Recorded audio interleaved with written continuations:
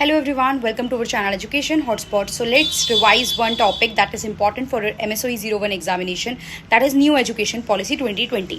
अब हमारी कंट्री में बहुत सारी इन द सेंस 1986 में एक एजुकेशन पॉलिसी आई थी. उसके बाद यहाँ पे कुछ रिफॉर्म्स एजुकेशन में किए गए, एजुकेशन पॉलिसीज नई इंट्रोड्यूस हुई, बट जो रिसेंट हमारे पास अवेलेबल है वो है न्यू एजुकेशन पॉलिसी 2020.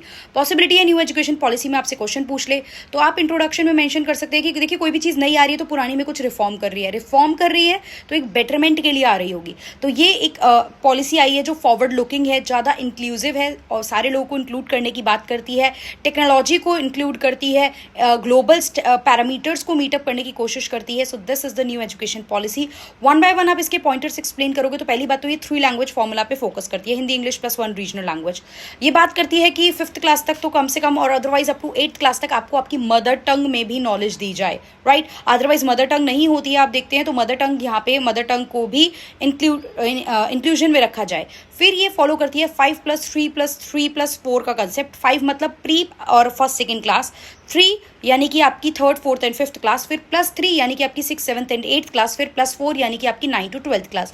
इस तरीके की एजुकेशन पे ये बात करती है. ये बात करती है कि एक हायर एजुकेशन अथॉरिटी आपकी बनाई जाए जो एक रेगुलेटरी बॉडी होगी, यूनिफाइड बॉडी होगी जो सब चीज़ों का रेगुलेशन देखेगी. ये हायर एजुकेशन पे ज़्यादा फोकस करती है. देखिए जनरली स्कूल लेवल तक की एजुकेशन के बाद हायर एजुकेशन में स्टूडेंट का ड्रॉप आउट हो जाता था, उतना एनरोलमेंट नहीं होता था, तो वो उसका रीज़न फाइंड आउट करके उसको ज़्यादा इंक्लूसिव बनाने की कोशिश की जा रही है. जो आपके कॉलेज लेवल की एजुकेशन है उस पर यहाँ पे फोकस किया जा रहा है कि जैसे फर्स्ट ईयर में अगर आप विड्रॉ करते हैं, after 1 year you will get certificate, after 2 year अगर आप ड्रॉप कर देते हो कोर्स तो आपको डिप्लोमा मिलेगा, 3 ईयर में आपको डिग्री मिलेगी, 4 ईयर में आपको डिग्री प्लस रिसर्च मिलेगी. अदरवाइज कई बार किसी रीजन से जब बच्चा अपनी एजुकेशन को छोड़ देता था आफ्टर 1 ईयर या 2 ईयर तो उसके हाथ में कुछ भी नहीं होता था, ना उसको डिग्री मिलती थी ना. इसके अलावा यहाँ पे आप ये मेंशन कर सकते हो उसको कुछ भी मतलब नहीं मिलता था. अब यहाँ पे आपको एटलीस्ट अगर आप 1 ईयर बाद भी विड्रॉ करते हो तो आपको यहाँ पे डिप्लोमा तो मिलेगा ही मिलेगा.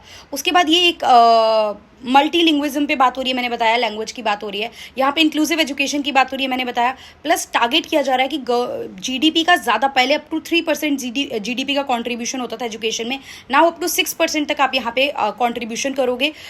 स्कूल लेवल यानी प्राइमरी सेकेंडरी लेवल के साथ साथ आप हायर एजुकेशन पे भी फोकस करोगे.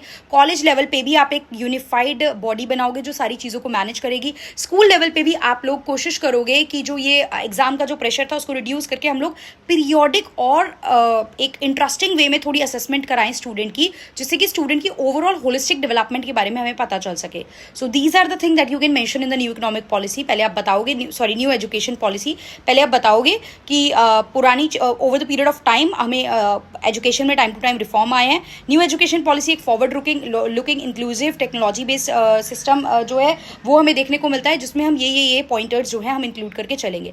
शॉर्ट पे मैंने बताया, एक बार आप ऑनलाइन भी रीड कर लोगे, जो मैंने नोट्स दिए उसको रीड कर लोगे तो आपके माइंड में पॉइंट्स बैठ जाएंगे and you will be able to write the content in the examination. 20 marks का आएगा तो 500 वर्ड्स लिखने हैं, 10 मार्क्स का आएगा तो 250 वर्ड में आपको उसको सम अप करना होगा. So I hope you understand and इससे कुछ आपकी हेल्प हुई होगी. That's all. Thank you everyone.